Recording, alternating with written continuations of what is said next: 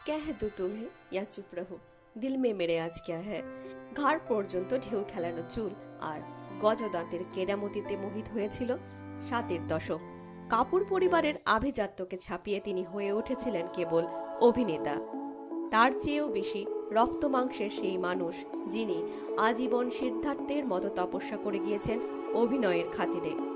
কিন্তু আদতে কেমন ছিলেন মানুষটা? কিছুদিন আগেই যিনি হাজার শরীর খারাপ নিয়েও দাদা সাহেব ফালকে গ্রহণ করতে এসেছিলেন। পৃথ্বীরাজ কাপুরের তৃতীয় সন্তান ছিলেন তিনি। পর্দার নাম শশী কাপুর, তবে আসল নাম তাঁর বলবীর রাজ কাপুর, আর এই কলকাতাতেই জন্ম তার। বাড়িতে ছিল কেবল অভিনয় আর অভিনয়। তাঁর ছোটবেলা থেকেই অভিনয়ের জগতে প্রবেশ। প্রথমে থিয়েটার, পরে সিনেমায় আগমন। সংগ্রাম ছবিতে দাদা রাজ কাপুরের চরিত্রে অভিনয় করে বেশ নাম কামিয়েছিলেন। ১৯৬১ সালে ধর্মপুত্র ছবিতে তাঁর প্রত্যাবর্তন হয় নায়ক হিসেবে। সিনেমার কেরিয়ার শানদার হলেও শশীর আসল ভালোবাসা ছিল থিয়েটার। দেশ স্বাধীন হয়েছে কয়েক বছর। দেশের প্রাক্তন রাজধানী কলকাতার গায়ে তখনও ব্রিটিশ গন্ধ। প্রায় নাটক দেখাতে আসতো ব্রিটিশ নাটকের দল শেক্সপিয়ারানা। একবার তাদের শোয়ের সঙ্গে একই জায়গায় পড়ল পৃথ্বী থিয়েটারের শো। এই থিয়েটারের সূত্রেই তার জেনিফার ক্যান্ডেলের সঙ্গে আলাপ। কলকাতায় প্রেম, বহু বাধা পেরিয়ে বিদেশিনী জেনিফারকে বিয়ে করেন শশী কাপুর। দুজনে মধুচন্দ্রিমা এসেছিলেন কলকাতায়, যে হোটেলে বিয়ের আগে দেখা করতে আসতেন দুজনে। শশী জেনিফার ৩ সন্তান রয়েছে: কুণাল কাপুর, করণ কাপুর, সঞ্জনা কাপুর। পৃথ্বীরাজ কাপুরের সঙ্গে নাকি তাঁর সম্পর্ক খুব একটা সহজ ছিল না, তাই নিজের সন্তানদের সঙ্গে বন্ধুর মতো মেশার চেষ্টা করতেন।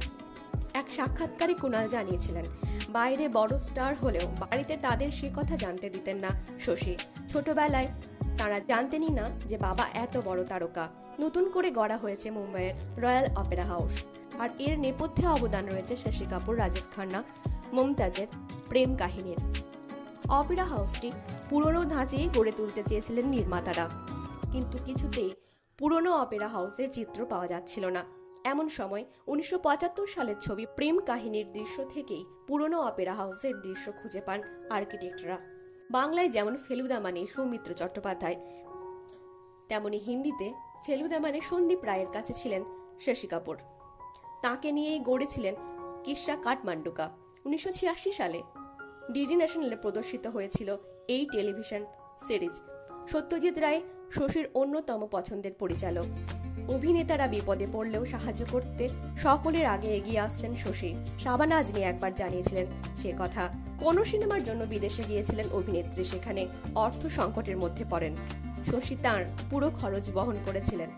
ছবি পরিচালনাও করেছেন শশী।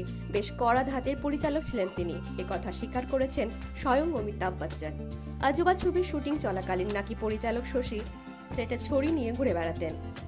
ভুল হলেই নিস্তার ছিল না, তবে সেটা কারো অসুবিধা হলে সবার আগে তা মেটাতে ছুটতেন তিনি। অপর্ণা সেনের সঙ্গে খুব ভালো সম্পর্ক ছিল তাঁর। সিনেমার সূত্রেই দুজনের আলাপ হয়। 36 চৌরঙ্গি লেনের জন্য যখন হন্যে হয়ে প্রযোজক খুঁজছেন অপর্ণা, তখন ত্রাতা হন শশী। চিত্রনাট্য পড়েই ছবি প্রযোজনা করতে রাজি হয়ে যান তিনি। ছবিতে অভিনয় করেছেন তাঁর স্ত্রী জেনিফারও। ৯৮-এর পর সিনেমার জগৎকে বিদায় জানান, কিন্তু অভিনয় প্যাশন শেষ দিন পর্যন্ত এতটুকু কমেনি। কুণাল জানান, যখনই তাদের মধ্যে কথা হতো বেশিরভাগই অভিনয়ের কথাই হতো। অভিনয় ছিল তাঁর ধ্যান, জ্ঞান, প্রাণ। প্রাণের এই স্পন্দন ভবিষ্যতের জন্য রেখে স্মৃতির সরণিতে চিরতরে আশ্রয় নিলেন শশী। অনেক ধন্যবাদ কণ্ঠে মন্দিরা।